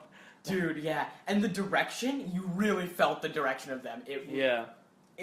If nothing else, it comes through with a really solid experience. And if you're going to watch it, and you can, I would suggest IMAX. Yeah, definitely. Yeah. There's no doubt about that. Is there any criticisms that you want to highlight? Like I know we just went over that. Yeah. but Apart from that, I just felt this is really a thing that's divisive. Either you like it or you don't. I just felt that seeing everything 3 times wasn't something for me. I just felt like if I saw everything simultaneously, I would have liked it more, maybe. Oh. I'm sorry? What part are you talking about? Just because you know how everything was presented 3 times in the movie, yeah? Yeah. Yeah, everything was done 3 times over from every perspective. Oh, yeah. Yeah, okay. I thought thought you you like- didn't notice that. I thought you were like, every scene was shown 3 times. I was like... No. Every event was shown from 3 different perspectives. Yeah, cool. But I felt that by the 3rd perspective, I was like, okay, whatever. Sure. No, but see, if everything had happened all at once, I would have felt more tense, and I would have just been more sort of bewildered by what was going on, and I would have felt more raw. Okay. I can, I mean, if I try to respond to that, I'm basically going to say the same thing where I think, it's the reason they're not doing it is because they're trying to drop you in the experience, and showing it from different perspectives can aid that. But showing it from Again, different perspectives simultaneously would be better for me. Maybe it's not better for you. The things about criticism like this is it's really just a discussion of opinion, It's not like something with, like, Transformers where, like, the action was just bad. You can't say anything about it. The action of that is just bad. In Dunkirk, there's no glaring flaws where you're like, that is a clear problem. It's more things where you're like, I didn't like this, it would have been better if it was like this. And other people are going to disagree with you on that. So with Dunkirk, it's really hard to recommend or not recommend it, just because it's something that you'll know if you like. It's a slow-paced timepiece that's different from other war movies, but is more experience-based than story-based. Would you agree with that? Yeah, sure. I could get behind that, yeah. It's also a really short movie. Like, it's 96 minutes. Oh. Which isn't really much. Huh. Yeah, no, that's not much at all. I don't think it should have been longer or anything. Yeah. I'm just saying Honestly, it's short. I don't like it too much when movies. If a movie goes over 2 hours, I'm usually like, did you need to go over? I mean, it depends what movie you're talking about. Of course, it depends on what movie you're talking about. But sometimes it's like, did you need that? 2 hours is a long time for me to just sit. I mean, 3 hours even. If your movie needs to be 3 hours long, let it be 3 hours. How long was Avatar? Because I remember that movie being obscene. Oh, yeah, it's 2.5 hours long, I think. I was thinking it was Transformers was like 2.5 hours long. See, Transformers did not need to be 2.5 hours long. Make Transformers 90 minutes. And it's like, you go in, you get your little action boner, and you get out, right? Yeah. I think that's a wrap on Dunkirk. Yeah, so let's move on to Atomic Blond now. Alright. You start. Okay, I thought the first 30, give or take a few minutes, was really lazy. I basically agree with you. First act and a half was not... Okay, I just didn't give a shit. It was just... I appreciated all the style and music. Okay. There was nice style, but there was some lazy-ass exposition in there, man. Yeah, okay, fair. But okay, that's fair. I can't remember any myself. Do you? But yeah, yeah, because I was specifically there was like 5-10 minutes where you literally just see her sitting in the dude's office. Oh yeah, and telling her, I'm like, bad what? idea. This could have actually been helped by a rewrite, and let me tell you how. Don't tell us that she survived. Good. That's a really good idea. How about that? Don't tell us that she lived, okay? Just don't do that. Yeah. You know what you should do instead, okay? Okay. I just think, okay. Here's the weird part. We are literally watching a movie about people sitting in a room talking, except at the beginning of the movie, they're sitting in a room and talking about how they were sitting in a room and talking about her mission. Oh, shit, yeah. That, when I was watching it, that bothered me so much. I was like, what? If you're sitting in a room, you're not going to talk about the freaking fact that you're talking about a mission. Yeah. I was like, if you need to give the exposition for what the mission is and stuff, which it is fairly necessary. This movie could have been shorter by cutting out the. This movie could have been shorter by cutting out the initial exposition. Yeah. And instead having her just do a debrief, right? You could just rewrite bits of it. Yeah. Maybe we haven't thought this through, and maybe it is very necessary to have that bit. But from what I know so far, I don't think it's needed. I I could be don't. completely wrong about this, which is why I don't want to spend too much time ranting about it. Okay, but I that's really think that cutting that out and just having a bit at the end. Yeah. Would be smart. You don't even necessarily You don't need even need to have those guys. Well, actually, I do because I No, yeah, you need to have those guys. But what I'm saying is, I think that the one purpose that thing does, though, Yeah? is just make the fact that she screwed the CIA and whatever. Oh yes, spoiler alert. The fact that she like screwed over to the MI5 and whoever else that she was working the with. Russia. Yeah, I feel like that would make it better. Yeah. It would make it more fun to be like, wow, she lied this entire time. Yeah. But the amount of exposition and just like the weirdness of it all just didn't work. Also, I don't think that you should have had them cut in, at certain times. I don't know. It seems so weird that these things were off because it was the same director as John Wick. But I'm same right, different writer. Different, right? Even still, see, because And I it's still based think off of a graphic novel. I think you could have taken the exposition from the beginning, and you could have presented it in a way that was less lazy, right? Because Yeah. it was just them sitting in a room talking about, we've been over this, right? You could take word for word what they said, and I think you could have inserted it throughout the movie, Yeah. and you could have done it as voiceovers to something that's going on, Or just, be... I don't know if this is lazy or not, but you could just literally present 2 lines of text at the start and then have the movie go. Oh, yeah, because the whole point is You it's could just be taking like, place... This is the Cold War. Right now, this is happening. Go. Like, yeah. 2 lines... Or like, the year is 1989. Like, they tried to do this whole, like, James Bond-esque, like, bantering while they're giving away the information. And, like, this is unnecessary. You could, like you said, the whole point is it's taking place in the Cold War, in our world. So Yeah. you could easily just have 2 lines being like, this is the Cold War. Spies are doing X, Y, and Z. And then you could just have, like, a monologue in her head, or someone talking as she's walking onto the screen being like, Agent blah, blah, blah is up to blah, blah, blah. And it would take you, like, 2 lines of text plus, like, 2 lines of speech, and you're done. Yeah. Because most of the exposition was actually useless, since that's not even what the movie was really... That's not what you were watching the movie for. Yeah. I will say, though... Okay, so we're still on our initial thoughts. Yeah. Well, no, we don't need to, like, Okay. have a sort of break between our initial thoughts and us going...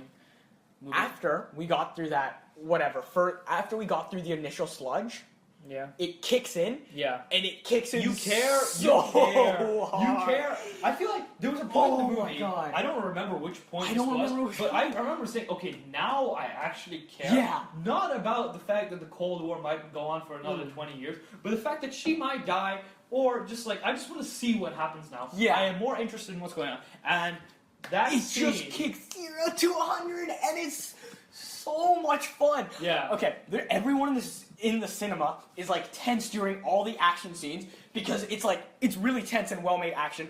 I am laughing my ass off, not because it's funny, not because there's anything bad about it, but because I'm experiencing so much enjoyment at once. Yeah. The only way There was basically that. Okay, so that I didn't scene. find it funny. I was scene- laughing because I was just enjoying it so much. That scene, everyone, anyone that's seen the movie knows the scene we're talking about. It's this the long long-ass ass take. fight scene, Yes, and it all looks like one take. yes, it's definitely It's edited, so and you can tell where it's edited, but it's not edited in a lazy It's way. not. And it is done. I think I was just so happy that the love of action and just martial arts was shown, and I have so much respect for Charlize Theron much. being.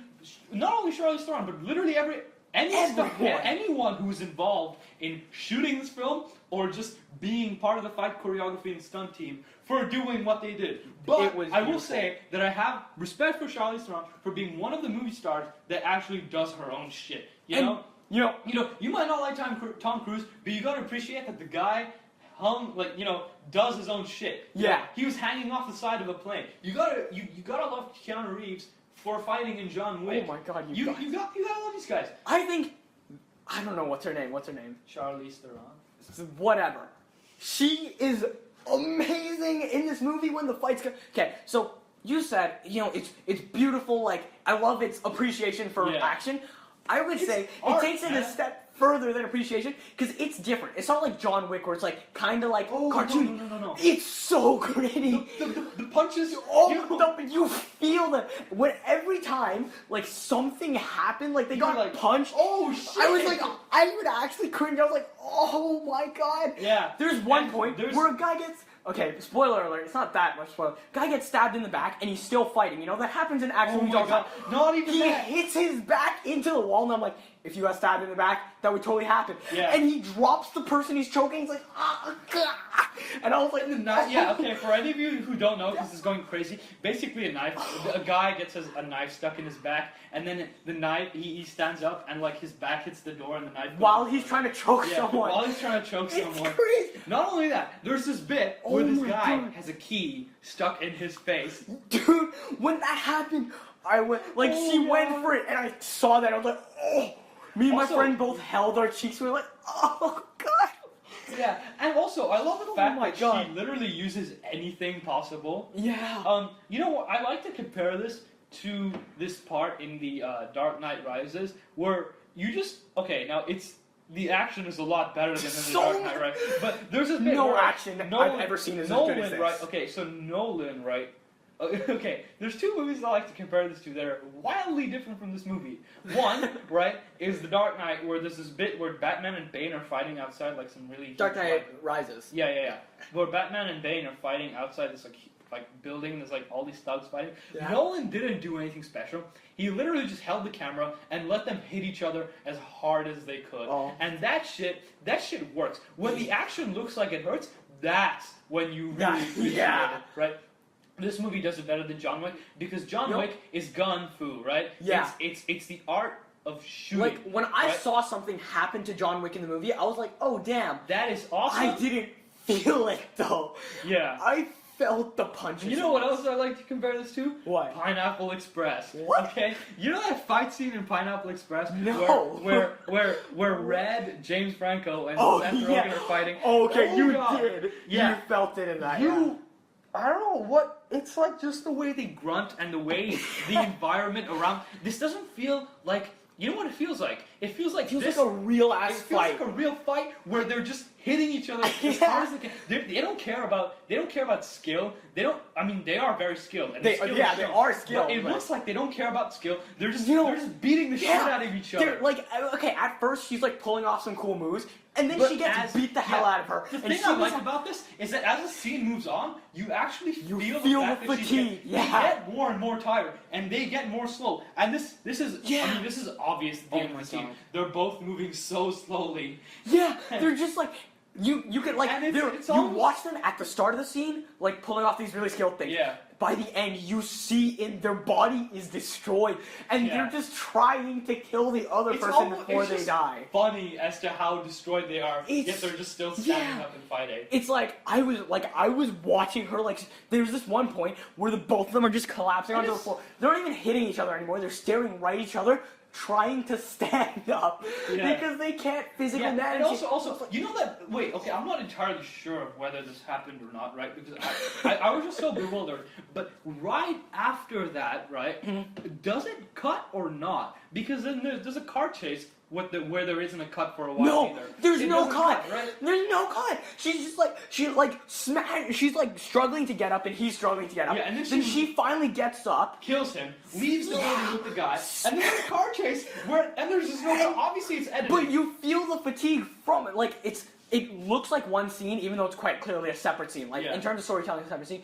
But you feel the fatigue from the previous scene carry over. She's driving the car, and you can feel she's like, oh god. And it hasn't cut, right? It hasn't cut. Well, maybe it did. I don't know. The actor, definitely didn't. either the actor's body was actually destroyed. What's her name again? Charlize Theron. I wish I could say her name because she deserves so much credit. Either her body was actually physically destroyed, or she knows how to act like it was. Because when she moved, I believed that her body had been shot and stabbed and beat into the ground. Yeah.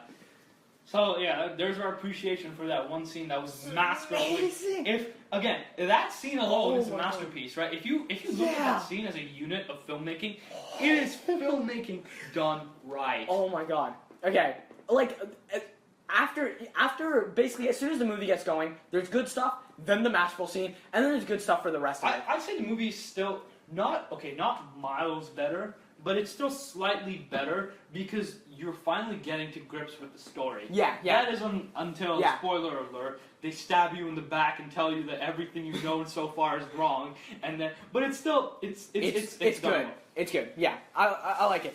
The one thing I'll say is this isn't a movie you want to think about, right? It's set in the Cold War, but this is actually something I have appreciation for. It's set in the Cold War, but it's not about picking sides. It's not the Cold War. Russians are bad.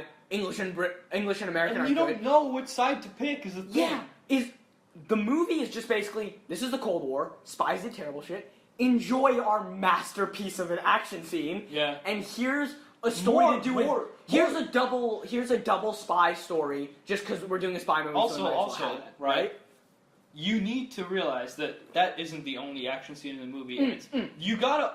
There's other action, and all the action really is well, good. Right? But this was sort of like the cream, right? The rest of the action, still really well done. Still. Right? Like, there's this part in the cinema, there's this bit in the cinema, right?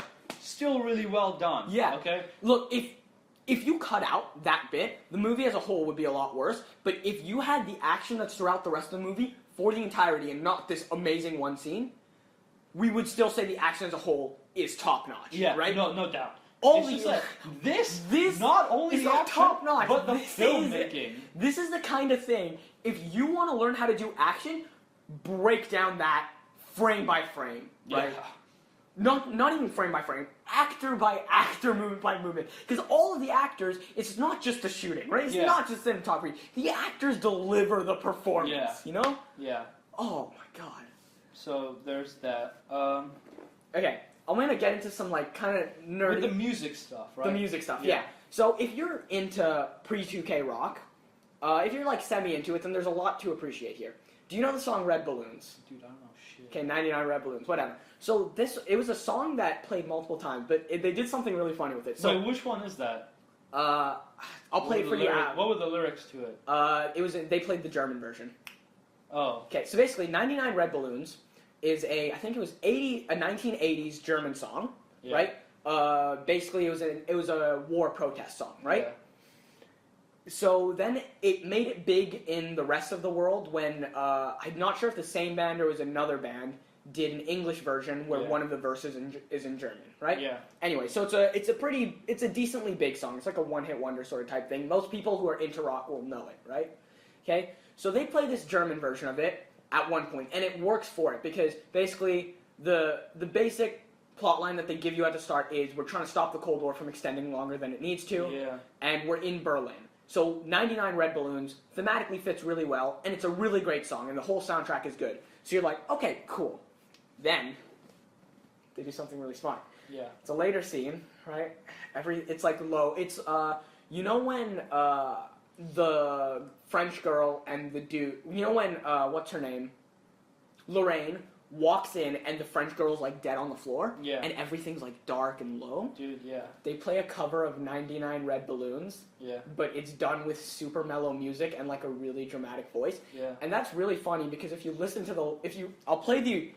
I'll show you. Don't play it. Just it's a super upbeat song. And so if you're into it, and you picked up earlier that they played it, and they played it multiple times throughout the movie, and you picked up on that, and you're like a rock fan, then you probably got into it, right?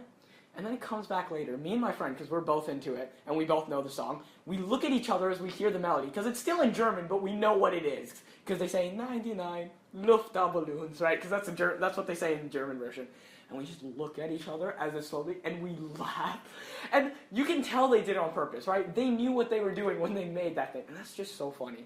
And they did like stuff with the 99 Red Balloons a few more times throughout the movie. I don't remember the specifics, but it's basically if you're into rock music, there's a lot to love there. Mm-hmm. Then there's some other stuff. So you know when they did the fake out ending? Yeah.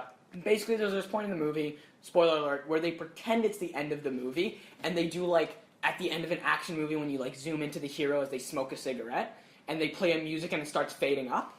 They played London Calling, right? Yeah. And basically, the main spy is from London, right? She works for MI5, or whatever, right?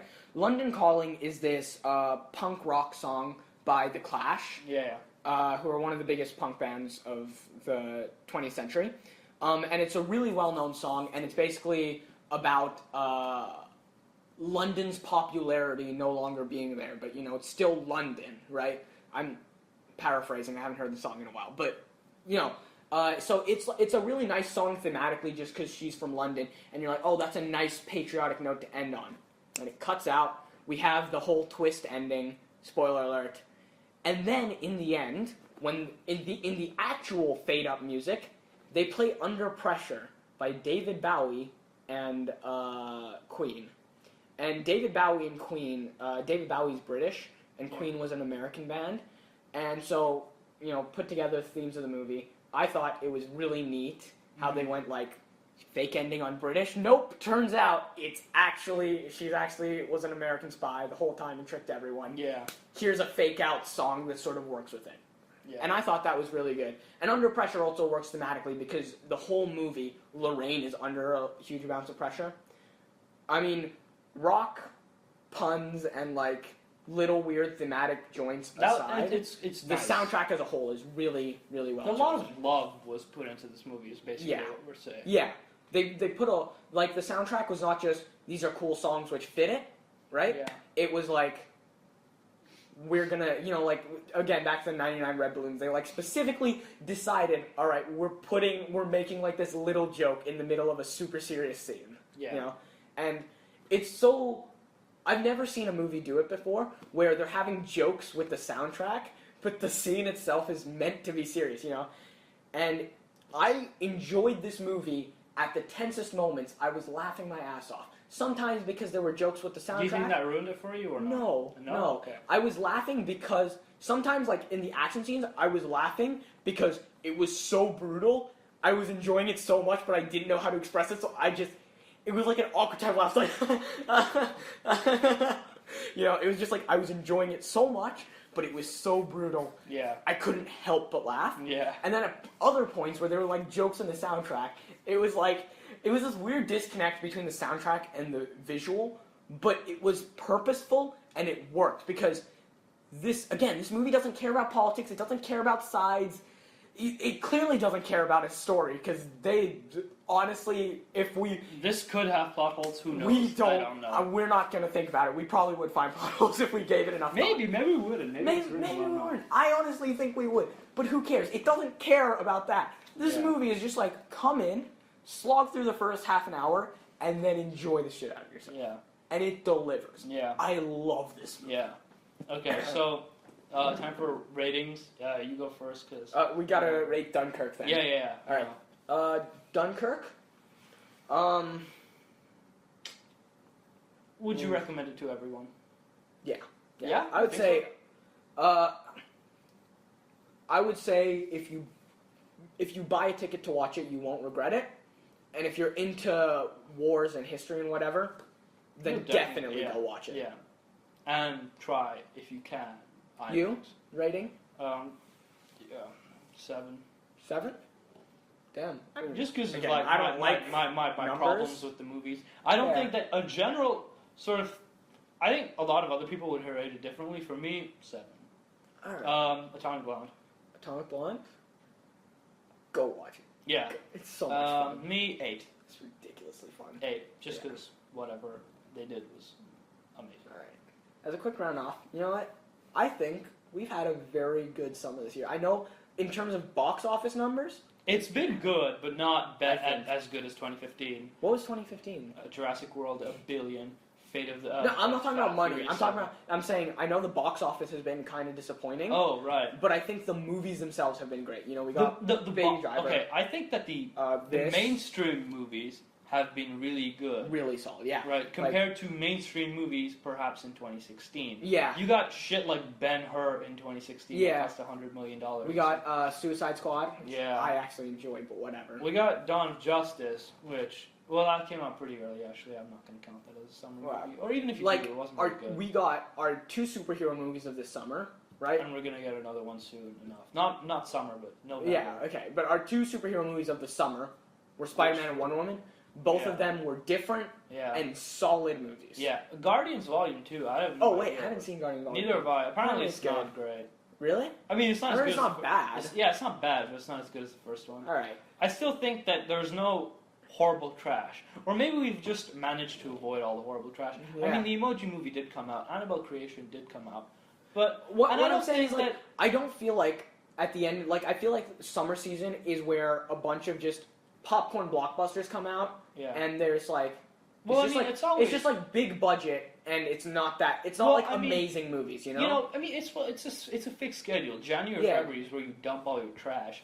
That hasn't been the case this year with movies like Get Out, obviously, you know. So would you? Okay, we're But trying to round out, basically, no, we don't have to like necessarily. Yeah, But that's fair.